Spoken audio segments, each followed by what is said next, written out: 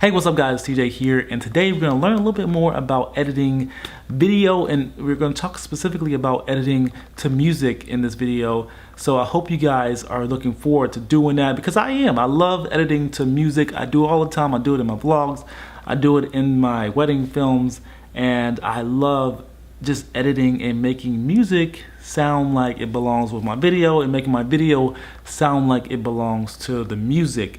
And it's kind of like a skill that, you know, it's not actually hard to learn. You can actually learn this overnight. Just get some film, go out there, shoot something real quick, and then find some music that you can use. That is the biggest problem that most people have, is finding music that they can use.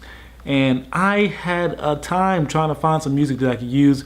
All I had to do was go out and reach out to some beatsmiths, some producers, or whatever they want to call themselves now. I love them, the ones who are cool with me using their music, but you know, there's copyright issues all over the place. So you want to make sure you reach out to somebody who is willing to let you use their music.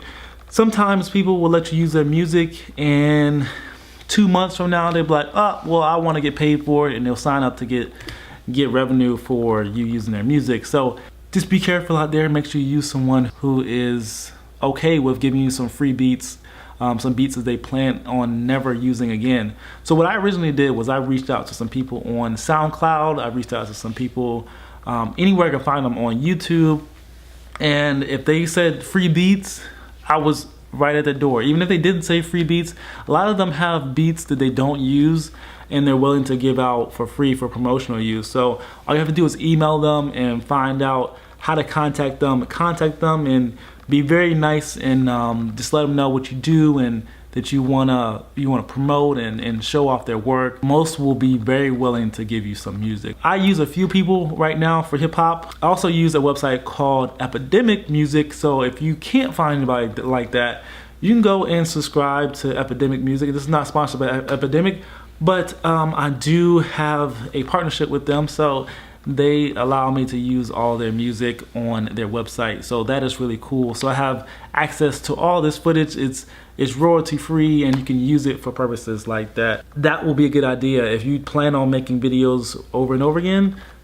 I would get a subscription to Epidemic or another place that has royalty free music. So that's the only tips I have for that. Now let's get into the editing of a video that I did recently, and show you how to edit to the music. I have links in the description box below of my gear, my favorite gear, and also of the video that I use here, and also some other tutorials, and then links in the description box below. So don't forget to check those out. All right, here we are on my computer, and we are ready to edit. So what we have here is we have some clips from my shoot-a-thon, and we're gonna take those clips and put them together, edit them in a fashion where we don't edit to the music, and then we're going to edit it in a fashion where we do edit to the music, so we can see how much of a difference it makes. So let's get to it. Down here, this is Final Cut Pro, and this is all the clips that I have from the shoot-a-thon over here on the left side. I thought this would be a good good idea right here to use these clips, because these clips are pretty much like a wedding, or what a wedding would look like. So it's a nice event, and let's figure out what things that we want to put together. So let's use a little bit of the footage from the hair. So we're gonna take some of these clips here, and we're gonna put them together. So let's see. So we have a shot right behind here. There is a shot coming into the room, and I love that shot. Okay, so we're gonna take this shot around here where we go into the room. I love this shot. So we're gonna use this almost like we're entering into the room. Did it go down there? What did it do? Okay, so we're gonna take that clip there.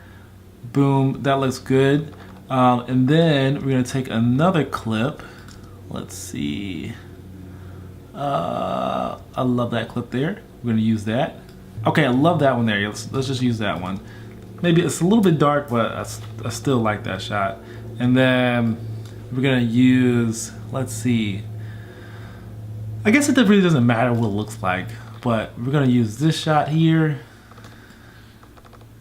and let's add some other footage to this. So we're gonna take this shot here, put it in the front of there.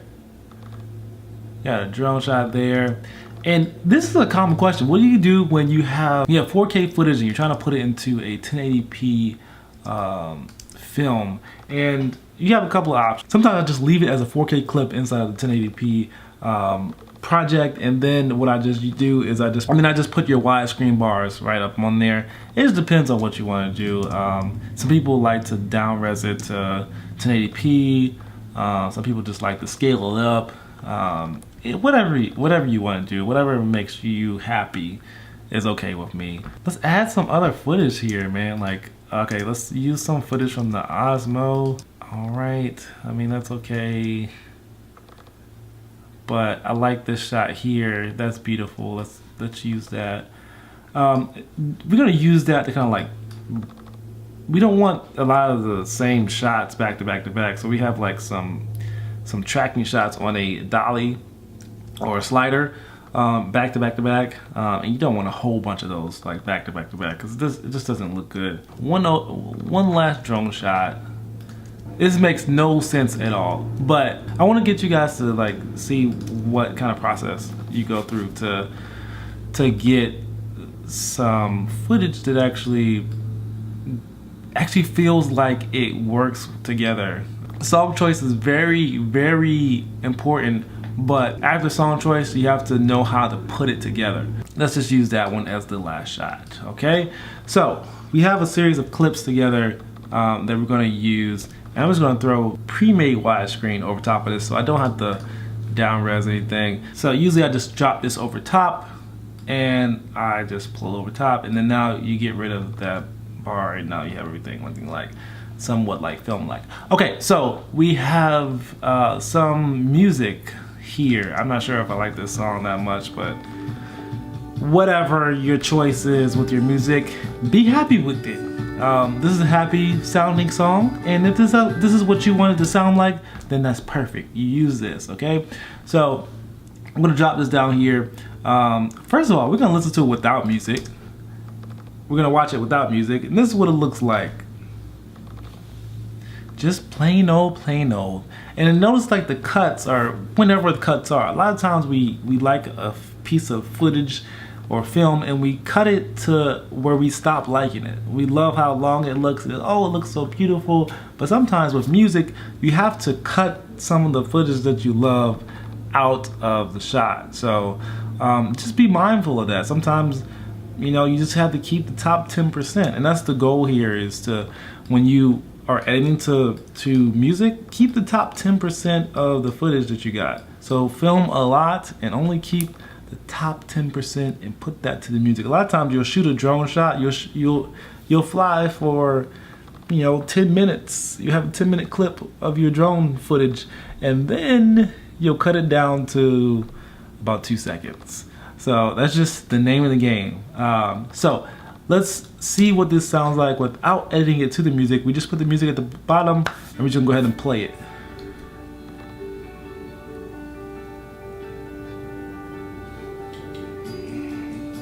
Sorry, we got some. Let's just let this render real quick. All right, here we go.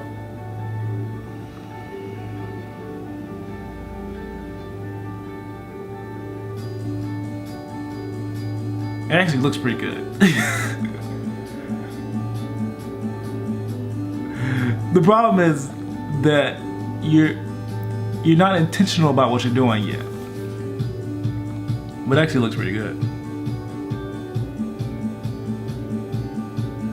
Okay, so that was what it looks like without being intentional, and I feel like I put my foot in my mouth because it looks pretty good. But the problem is that it doesn't seem intentional. You want to be intentional about the way that you cut and edit. So when you put these things in, so we're starting from here. What you want to do is you want to look at the wavelengths of the music. When the music spikes, you can see these little spikes down here. When it spikes, those are points where you can cut at.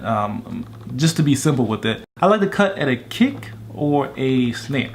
So anytime you get a nice little sharp snare hit or a nice deep bass bump, that's where I like to cut at. Let's see where those are. You can also cut on at each strum of the guitar as well. Right here, there's a spike right there. So what I'm gonna do, I'm gonna bring this back to there, and then I'm gonna let it play. and you can hear the music actually changing and intensifying as it goes. So you can also cut to those as well. If you hear like a point where they add in an instrument where it goes from just simply guitar to the guitar and the piano together, edit to where the piano comes in and show the viewers a different look when the piano comes in. Is a great idea too. So let's see. So right there is where I will probably cut that. And then you hear how the music starts to intensify there. We're gonna cut at that point where the music starts to intensify, and that makes it look more like it belongs there. And what I'm gonna do is I'm gonna switch these clips out, and that is a beautiful transition. And you can hear the music kind of change a little bit there. You hear it change there? Right here is where it changes again. And we're gonna switch back over here, and it almost sounds like it belongs. And we're gonna do it again at this spike here. And basically you go through your footage and you do this to the entire footage to make it feel like, wow, this song was made for this video. And so let's go quickly and cut the rest of these. So we got bass kick, bass kick, bass kick, and then we're just gonna like let's add some more clips in here to make the intensity and the feel of it actually like increase as the music increases, and then you just get this cohesive feel between the music and your film itself. Almost like when you were filming this, you were thinking about what the music was going to sound like. Sometimes you don't. Sometimes you know what the music is. Sometimes you don't know what the music is. But editing in this way makes it feel like you knew what you were doing. So this is one way to just improve the look and feel of your films.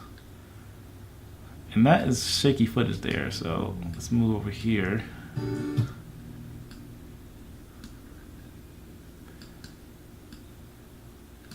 Alright, so you see how short these clips are? And those clips are probably beautiful, but sometimes you just have to cut them down to fit what you're trying to do, fit the purpose of the film. So I'm gonna cut this here, and then I'm gonna fade the music there, and that's gonna be the end of our film. So let's play this back and see how it looks this time. Much better. There's the beat coming down. Bam, we cut again. Bam, cutting again, and it feels more real there. So here comes the bass kick, and then when the bass kick is just makes the intensity and the feel of the music and the video just much better.